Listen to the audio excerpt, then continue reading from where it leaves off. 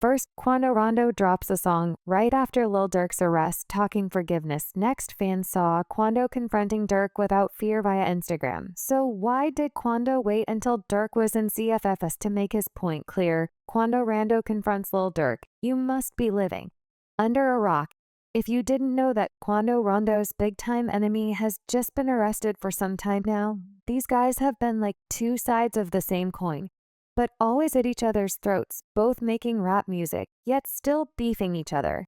But before we get into all of that, let's see what Quan has got to say to Lil Durk right after his arrest. Lil Durk might be 6 years older than Quando, forget the L in his name, but Quando, who once called him Big Bra, has proven that he sure has got some fire following Durk's recent arrest. Quando dropped a new tune titled Life Goes On. In the song, he raps about his dead homie and how much he misses him.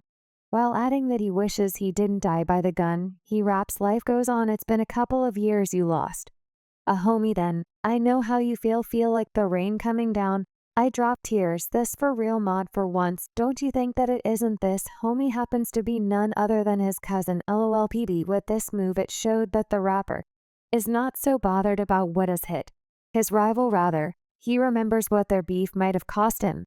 At the same time, an alleged message exchange between Durk and Quando has resurfaced on the internet. It takes fans back to the year when Quando allegedly confronted Durk on their beef. All he wanted to do was squash it in the alleged confrontation as seen on X. Quando complains about not doing shows, wanting to talk, and not looking like a loser online. Quando goes, "We need to talk.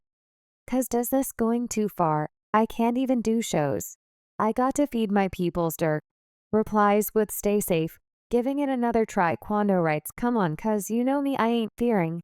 But we could dead this." The social media. Durk goes, "Do will show you good folks 100% without giving up." Quando adds, "I don't believe that, big bro. What? You on what you call me?" Durk goes on to repeat his first reply, "Like I said, Q, stay safe." However, a rather persistent Quando keeps at it with his messages by saying it. "Then I'm ready for whatever we can talk out. Or it's whatever 'cause I want to. Dead, just hear me out for 5 minutes on the phone, 'cause come on, I can't look online." Eventually, Durk signs off with another warning that reads, "Stop messaging me goofy." Yet a confrontational Quando refuses to give up. He replies, "'Cause what the is you on, big bro? Hit my phone, or let me call you. I'm not on no internet. I won't record it. Just want to talk." 'Cause come on, this was not the first time the internet would be introduced to a back and forth between these two. On one occasion, when Durk spoke to DJ Akademiks about his dead friend King Von, and later about Quan, here was what the rapper said. Man, when a real gangster get took out by like a nerd type.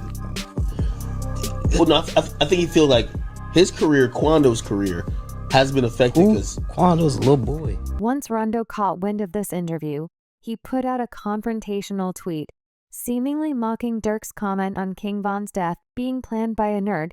He wrote, "The nerds got 7 of them last year."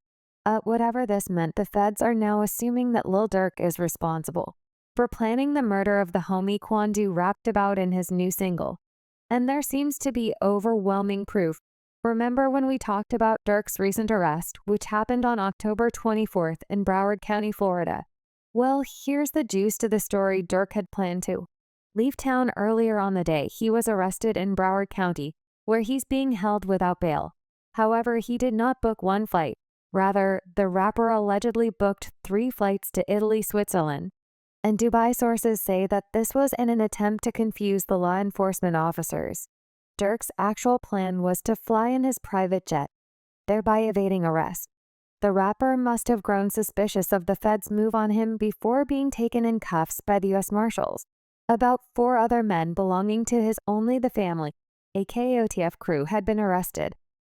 This crew was formed by Lil Durk back in 2010. Investigations revealed that together they planned to take out Quando Rondo in 2022. The alleged members of OTF offered money and music opportunities in exchange for the murder of Georgia-based rapper Quando Rondo in retaliation for his suspected involvement in the killing of King B. Prosecutors indicted all 5 of them in a U.S. District Court for the 2022 shooting, which was aimed at Quando, but it took the life of his cousin LPB. According to the indictment, unraveled in a loss Angeles Court on Thursday, these men, namely Kevin London Grant, known as Bonnie DeAndre, Dontrell Wilson, known as Dia Keith Jones, known as Flacca David, Brian Lindsay, known as Brown, and Asa Houston, known as Boogie Face, charges of conspiracy to commit murder for hire, charges levied against them include conspiracy to commit murder for hire, committing murder for hire resulting in death, as well as the use of carry and discharge of firearms and a machine gun in the furtherance of a crime of violence resulting in death. Prosecutors say that these men used a credit card associated with the OTF to buy plane tickets, which they used to fly to California on August 18, 2022. They intended to keep a close watch on Quando, which they did while being involved in the plan. Lil Durk warned his associate via iCloud message to avoid booking flights using any payment that can be linked to him following their trip. They gathered that their target had lodged in a hotel in Los Angeles. Eventually, Grant, known as Vonnie, flew in from Miami in private jet. As his role was to supervise the operation for the smooth running, Grant booked the other men into the Universal City Hotel, where he supplied them with firearms. In the indictment, Grant allegedly rented a white Infiniti and a white BMW sedan. In court papers, these suspects expelled resources and spent about 2 days trying to kill their target, which was Quando Rondo. Pictures from the indictment showed the culprits closely tailing Lil Durk's black Escalade and finally firing at it. As mentioned earlier, Lil Durk thought he would succeed in booking flights to 3 countries, Dubai, Italy, and Switzerland. However, the feds were more than prepared. Allegedly, they had wires and taps on him. Through these means, they have asserted that Lil Durk was indeed aware that he might be caught and made deliberate plans to evade arrest. Though unconfirmed, it is believed that via the wires, the cops obtained proof of Durk making threats to kill those who might try to testify against him. However, court documents now reveal that Durk had an unsuspecting police informant and his crew all along. In fact, this was a man he called brother, a man he believed was on his side, so much so that he even rapped about him. On several occasions, the pair were spotted together, and they also made videos together. Tell me what's going on, Jim. Hey, you know what's so crazy though? Whatever it is I want to do, I can do it. Just Not what I want to do what I want. Y'all can't do that, bro. Goof. Bro got out what? You know that we did. Haven't you did off? Jam, who was released from prison in 2022 following a 12-year sentence, was immediately accepted by only the family group. But it is believed that he might have struck a deal with the feds, as he allegedly wore a wire throughout his dealings with the OT. If details from the court documents prove that Jam was in contact with the feds, and somehow they knew the order of things in the camp. As seen in the indictment, co-conspirator 1 is Lil Durk, while co-conspirator 2 is Jan. Durk gave the order to kill while placing a bounty on the victim. And upon completion of the assignment, it often came with compensation, including music deals and other rewards, before attempting to end Q's life. Lil Durk had suffered a loss from his camp back in 2020. King Von, who vibes with the OTF crew, was gunned down outside of a club in Atlanta. Much later, it was determined that LOL Tim, one of Q's affiliates, was responsible. Now authorities say that Durk wanted to play the revenge game, so he opted to hire some men to kill Quando. While this isn't a brand new trend in the hood, it has left many to wonder what truly inspired the hatred between Quando and Lil Durk, that they would not mind seeing each other or their affiliates dead. For someone like Durk, he even went as far as masterminding the killing. To fully understand this, let's surf through the origin of Quando Rondo and Lil Durk's beef. The beef between Quando Rondo and Lil Durk goes back several years. Interestingly, the feud didn't start with these two rappers. While it's nearly impossible to pinpoint when exactly Quando Rondo and Lil Durk began feuding, the origin of their beef can be traced to the tragic death of rapper King Vo in November 2020, which was the offshoot of a deadly rap rivalry.